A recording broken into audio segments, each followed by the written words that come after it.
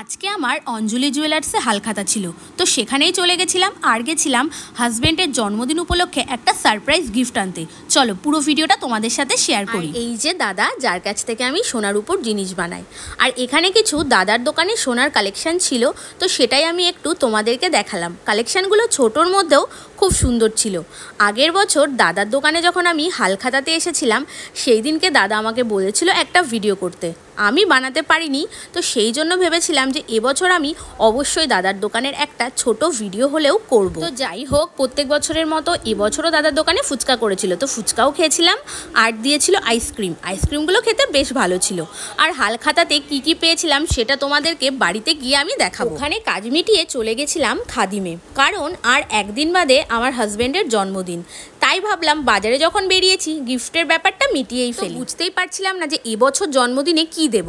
তো কয়েকদিন আগে আমার হাজব্যান্ড যখন কাজের জন্য বেরোচ্ছিল, তখন দেখলাম পায়ের জুতোটার অবস্থা খুব একটা ভালো না। তাই ভাবলাম উনি তো আর কিনবে না, তাহলে আমি জন্মদিনে একটা জুতোই গিফট করে দিই। জুতোটা কিনলাম সেটা তোমাদের জন্মদিনের দিন দেখাবো। আর আজকে হালখাতাতে আমি এই জিনিসগুলো পেয়েছিলাম। সো ভিডিওটা যদি ভালো লাগে তো অবশ্যই একটা লাইক করে দিও। আজকের মতো